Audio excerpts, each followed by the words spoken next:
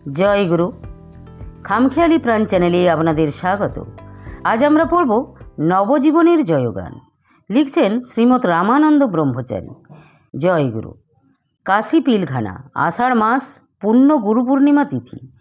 প্রাতে আসন, মুদ্রা, স্নান, সন্ধ্যান্নিক, বন্দনা প্রভৃতি নিত্যক্রিয়া সমাপনান্তে শুদ্ধান্তকরণে দীক্ষার জন্য ব্যস্ত হইয়াছি। অজস্র ধারায় আজ আমার আনন্দ ঝরিয়া পড়িতেছে। আমি ও নগেন ব্রহ্মচারী আজ দয়াল ঠাকুর সদ্গুরু নিগমানন্দদেবের কৃপায় হৃদয় গ্রন্থি ছিন্ন করত মহাজীবনের দীক্ষা পাইব। ওহো, কি আনন্দ! প্রেম তরঙ্গে রঙ্গে রঙ্গে আমার মন নৃত্য করিতেছে। ছোট ঘরখানি মনের মতো করিয়া সাজানো হইয়াছে। চতুর্দিকে দেওয়ালে বিভিন্ন দেব দেবী ও অবতার মহাপুরুষদিগের প্রতিকৃতি টাঙানো। মধ্যে মেঝের ওপর আসন, তাহার সম্মুখে আম্রপল্লব ও জবাদি পুষ্পশোভিত মঙ্গলঘট। ধূপ ধুনা অগুরু গুগ্গুলের গন্ধে গৃহখানি ভরপুর। দীপাধারে উজ্জ্বল দীপশিখা, যজ্ঞকুণ্ডে সমিধ ও ঘৃতসিক্ত বিল্লদল দগ্ধ হইয়া সুরভিত ধূম উদ্গীরণ করিতেছে। এই পবিত্র দৈবী পরিবেশের মধ্যে আত্মজ্যোতির স্বীয় প্রভায় দীপ্তিমান আমার পরমারাধ্য ধ্যানের দেবতা শঙ্কর গৌরাঙ্গের ঘনীভূত জীবন্ত বিগ্রহ শ্রী শ্রী ঠাকুর মহাভৈরব মূর্তিতে স্বমহিমায় সমাসীন। ঠাকুরের আদেশে আমি গৃহাভ্যন্তরে প্রবেশ করিয়া প্রণামপূর্বক তার ইঙ্গিত মতো পার্শ্বে উপবেশন করিলাম। তিনি মন্ত্রপুত ফুল জলে আমাকে অভিষিক্ত করিয়া বাহিরে গিয়া কিয়ৎক্ষণ স্থির চিত্তে অপেক্ষা করিতে বলিলেন। তাহার আদেশ পালন করিলাম, কিন্তু তখন আমি যেন কেমনতর হইয়া গিয়াছি। সমস্ত দেহ মৃদুমন্দ কাঁপিতেছে, গণ্ড বহিয়া অশ্রু ঝরিতেছে। প্রাণে এক অনির্বচনীয় অপূর্ব আনন্দের তরঙ্গ। আমি যেন আমাকে হারাইয়া ইচ্ছাময়ের কি এক মহতী ইচ্ছায় আবিষ্ট হইয়া পড়িয়াছি। অতঃপর ঠাকুর জলদগম্ভীর স্বরে আমাকে পুনরায় গৃহাভ্যন্তরে আহ্বান করত। আমার হাতে গৈরিক বাস ও উত্তরীয় প্রদান করিলে আমি শ্রদ্ধা সহকারে উহা গ্রহণ করিয়া পরিধানপূর্বক তৎসমীপে উপবেশন করিলাম। সন্ন্যাস প্রদানের যাবতীয় বিধি অনুষ্ঠান ও ক্রিয়াদি সমাপন করিয়া শ্রী শ্রী ঠাকুর আমার ব্রহ্মতালু স্পর্শ করিয়া সাধন শক্তি সঞ্চার করিলেন ও আমায় মহানাম শ্রবণ করাইলেন। অমনি আমি ধীরে ধীরে অন্তর্বাহ্য দশায় উপনীত হইলাম। এইরূপ অবস্থায় আমি কতক্ষণ ছিলাম জানি না। পূর্বস্মৃতি লাভ করিয়া শ্রী শ্রী ঠাকুরকে বলিলাম, ঠাকুর, তুমি আমার আনন্দ লুটে নিলে কেন? হাস্যমধুর স্বরে ঠাকুর বলিলেন, কেমন আনন্দে? কোথায়, কিভাবে ছিলে? আমি বলিলাম, কৃপাপূর্বক আপনি যখন আমার ব্রহ্মতালু স্পর্শ করিয়া ওঙ্কারপুটিত মহামন্ত্র 3 বার কানের ভিতর দিয়া প্রাণে দীক্ষা দিলেন, তখন ওই ব্রহ্মশক্তি ভরা নাম মরমের মাঝে প্রবেশ করত আমাকে আকুলি বিকুলি করিয়া তুলিল। মনে হইল কি যেন আমার মূলাধারে সজোরে আঘাত হানিতেছে।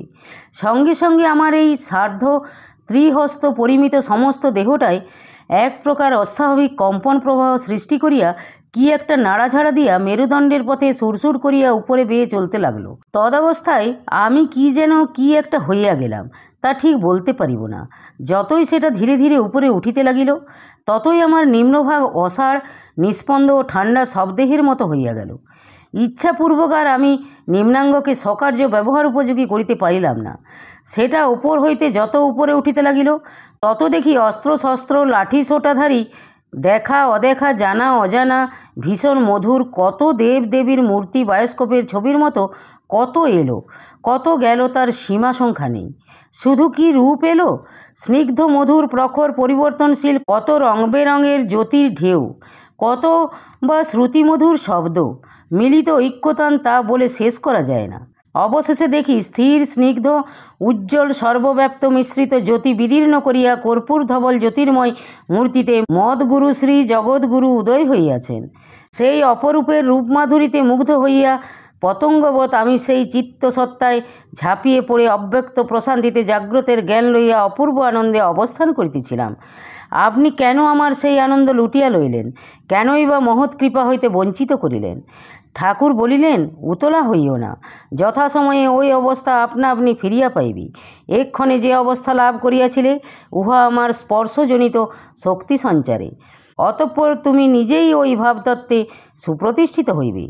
এখনও অনেক কাজ বাকি আছে। এই আনন্দস্বরূপের স্মৃতি লইয়া প্রারব্ধ কর্মের বহর শেষ করিয়া ফেলো। যথাক্রমে উক্ত ভাবতত্ত্ব পরিপক্ক হইলে তখন তাহা তোমার ইচ্ছাধীন হইবে। এ কথা ঠিক জেনে রেখো, শেষে ওই ভাবতত্ত্বেই তোমার স্থিতি। আজ এই পুণ্য শুভ মুহূর্তে বহু সাধনের ধন দুর্লভ রতন অন্তর্ভাবের স্বরূপ জ্ঞাত ও আস্বাদন করিয়া আমি আনন্দে বিহ্বল হইয়া উঠিলাম। দয়াল সদ্গুরুর অযাচিত কৃপায় এমন অঘটন ঘটে। কত জন্মের সঞ্চিত শুভ সংস্কার থাকিলে না জানি এমন অলৌকিক যোগীজন সাধন দুর্লভ ভাবতত্ত্বের রহস্য উদ্ঘাটিত হয়। তাহা ভাবিয়া নিজেকে ধন্য ও পরম সৌভাগ্যবান মনে হইতে লাগিল। দয়াল সদ্গুরু পরমহংস ও মহাপুরুষ কৃপা করিয়া যখন আমার জন্ম জন্মান্তরের সকল ভার এমন স্বেচ্ছায় গ্রহণ করিলেন, আমাকে শ্রীচরণাশ্রিত শিষ্যত্বে বরণ করিলেন, আত্মস্বরূপ ও ভাবতত্ত্বের রহস্য প্রত্যক্ষ দর্শাইয়া দিলেন, শান্তিপুরের চাবিকাঠি দিয়া আনন্দময় কোষের রুদ্ধদ্বার মুক্ত করিয়া প্রাণে পরম শান্তি বহাইয়া দিলেন ও অভয় মন্ত্রে নিঃসংশয় করিলেন, তখন আমার ভাবনা কি? নবজীবন দান করিয়া আজ হইতে তিনি আমাকে তার করিয়া লইয়াছেন।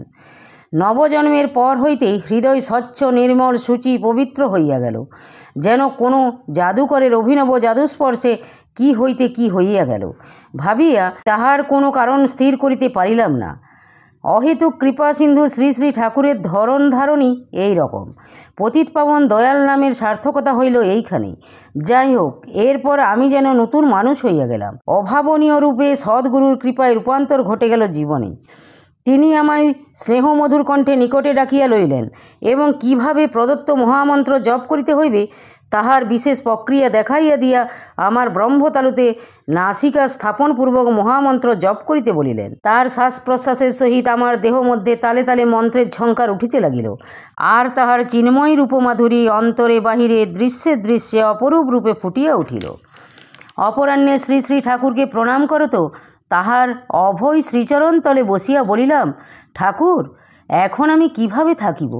ঠাকুর বলিলেন, আত্মবিচার, ধ্যান, ধারণা ও মত প্রদত্ত কৌশলে মহানাম জপ করিতে থাকিবে।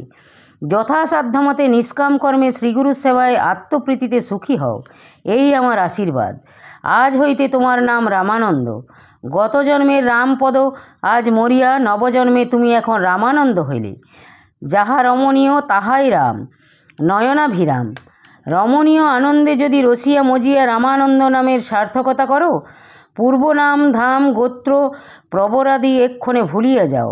আশীর্বাদ করি আনন্দ স্বরূপে তোমার স্থিতি হোক। আমি বলিলাম, ঠাকুর, জানি না কোন অপরাধে আপনার প্রতি আমার গুরুভাব জাগিতেছে না। পূর্বাশ্রমের সংস্কারটা প্রবল হইয়া পরমাত্মীয় দাদাবোধে সখ্যভাব জাগ্রত হইতেছে। বারবার চেষ্টা করিতেছি সেই সংস্কার মুক্ত হইতে, কিন্তু সে সংস্কার কোনো ক্রমেই বর্জন করিতে পারিতেছি না। অশরণের শরণ, নিরুপায়ের উপায়, কি করি উপায় বলুন। ঠাকুর বলিলেন, বেশ তো, ক্ষতি কি? যার যেমন সংস্কার, সংস্কার নিয়েই কথা। সংস্কার অনুযায়ী অধিকারী ভেদে তাই আমাদের হিন্দু শাস্ত্রে সাধন ভজন শিক্ষা দীক্ষার ব্যবস্থা। ভাবতত্ত্বে স্বয়ং গুরুদেবকে মাতা, পিতা, সখা, সুহৃদ প্রভৃতি সকলভাবেই সাধন ভজন, ধ্যান, ধারণা, সেবা, পূজা, প্রেম, প্রীতি, ভক্তি, শ্রদ্ধা করা চলিতে পারে। এক্ষণে যার যেমন ভাব তার তেমন লাভ। ঐশ্বর্য এবং মাধুর্য এই উভয়ভাবে স্বয়ং গুরুদেব বিমণ্ডিত। তোমার স্বভাবের অনুকূল সংস্কারে কাজ করিয়া যাওয়াই শ্রেয় ও অভ্যুদয় লাভের ইহাই সহজ, সরল ও সুগম পন্থা।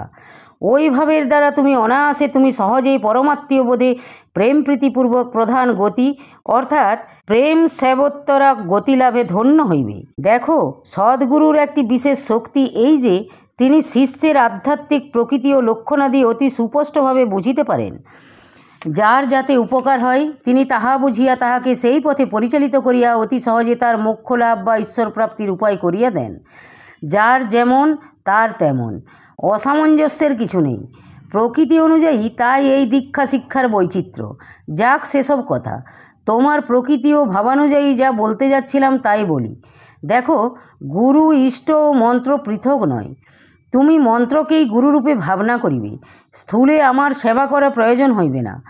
মানসে আমার সূক্ষ্ম বাঙ্গময় মূর্তির সেবা করিও।